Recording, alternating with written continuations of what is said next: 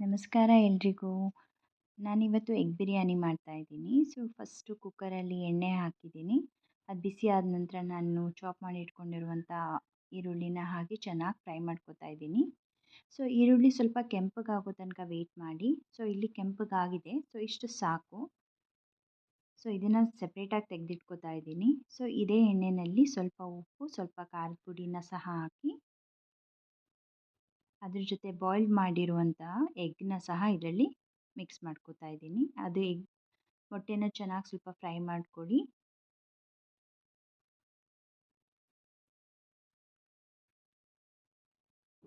ಇಲ್ಲಿ ಫ್ರೈ ಆಗಿದೆ. ಇದನ್ನು ಸಹ ಸಪ್ರೇಟಾಗಿ ಎತ್ತಿಟ್ಕೊತಾ ಇದ್ದೀನಿ.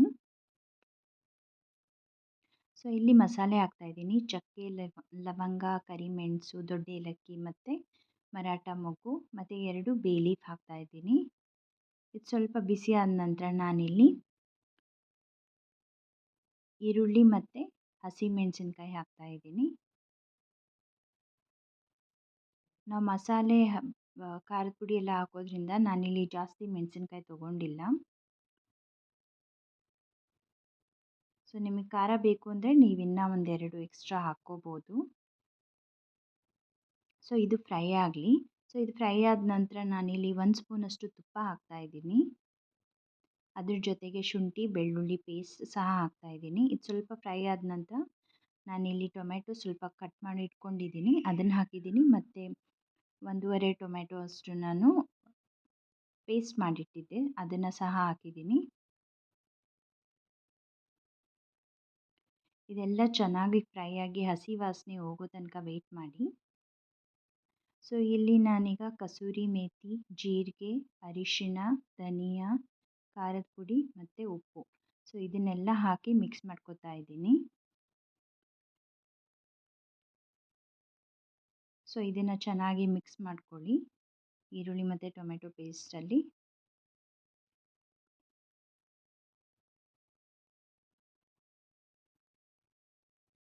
ನಾನಿಲ್ಲಿ ಟೊಮೆಟೊ ಜಾಸ್ತಿ ಹಾಕಿರೋದ್ರಿಂದ ನಾನು ಕರ್ಡ್ನ 2 ಸ್ಪೂನ್ ಹಾಕ್ತಾ ಇದ್ದೀನಿ.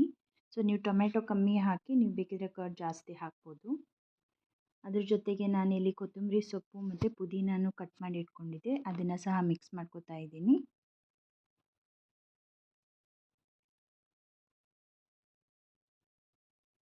ಇದೆಲ್ಲ ಚೆನ್ನಾಗಿ ಫ್ರೈ ಆಗಲಿ ಸ್ವಲ್ಪ ಹೊತ್ತು. ಇದು ಎಣ್ಣೆ ಸೆಪ್ರೇಟ್ ಆಗೋ ತನಕ ವೆಯ್ಟ್ ಮಾಡಿ, ಚೆನ್ನಾಗಿ ಫ್ರೈ ಆಗುತ್ತೆ. ಇಲ್ಲಿ ಎಣ್ಣೆ ಸೆಪ್ರೇಟ್ ಆಗಿದೆ. ನಾನಿಲ್ಲಿ ನೆನೆಸಿಟ್ಟಿರುವಂಥ ಅಕ್ಕಿನ ಹಾಕ್ತಾ ಇದ್ದೀನಿ. ನಾನಿಲ್ಲಿ 2 ಕಪ್ಪಷ್ಟು ಅಕ್ಕಿ ಹಾಕಿದ್ದೆ. ಅದ್ರ ತಕ್ಕಂತೆ ನೀರು ಹಾಕ್ತೀನಿ. ನಾನಿಲ್ಲಿ ಬಿಸಿ ನೀರು ಯೂಸ್ ಮಾಡ್ತಾ ಇರೋದ್ರಿಂದ 2 ಕಪ್ಗೆ ನಾನು 4 ಕಪ್ಪು ನೀರು ಹಾಕ್ತಾ ಇದ್ದೀನಿ. ಅದಕ್ಕಿಂತ ಮುಂಚೆ ನಾನಿಲ್ಲಿ ಆಲ್ರೆಡಿ ಫ್ರೈ ಮಾಡಿಟ್ಟಿರುವಂಥ ಮೊಟ್ಟೆನ ಹಾಕಿ ಅದ್ರ ಮೇಲೆ ಫ್ರೈ ಮಾಡಿಟ್ಟಿರುವಂಥ ಆನಿಯನ್ ಸಹ ಹಾಕ್ತಾ ಇದ್ದೀನಿ. ಜೊತೆಗೆ ಸ್ವಲ್ಪ ಕೊತ್ತಂಬರಿ ಸೊಪ್ಪು, ಪುದೀನ ಸೊಪ್ಪು ಹಾಕ್ಕೊಳ್ಳಿ.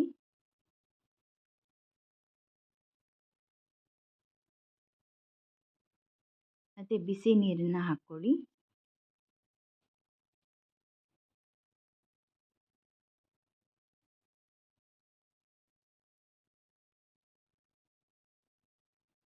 ಇಷ್ಟು ಸಾಕು. ಇವಾಗ ನೀರನ್ನು ಹಾಕಿದ ನಂತರ ನೀವೀಗ ಕುಕ್ಕರ್ ಮುಚ್ಚಿ 2 ವಿಷಲ್ ಹಾಕ್ಬೋದು. ಅಕ್ಕಿ ತುಂಬ ನೆಂದಿದ್ರೆ ನೀವು 1 ವಿಷಲಲ್ಲಿ ಸ್ಟಾಪ್ ಮಾಡ್ಬೋದು, ಗ್ಯಾಸ್ ಆಫ್ ಮಾಡಿ. ಇದನ್ನು ನೀವು ರೈತ ಜೊತೆ ತುಂಬ ಚೆನ್ನಾಗಿರುತ್ತೆ ತಿನ್ನೋಕ್ಕೆ. ಹಾಗೇ ತಿಂದ್ರೂ ತುಂಬಾ ಚೆನ್ನಾಗಿರುತ್ತೆ.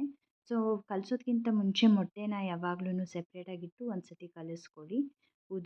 ಉದುರಾಗಿ ತುಂಬ ಚೆನ್ನಾಗಿ ಬರುತ್ತೆ. ಟ್ರೈ ಮಾಡಿ ಹೇಳಿ ಹೇಗಿದೆ ಅಂತ. ನಿಮಗಿಷ್ಟ ಆದರೆ ಲೈಕ್, ಶೇರ್ ಮತ್ತು ಸಬ್ಸ್ಕ್ರೈಬ್ ಮಾಡಿ.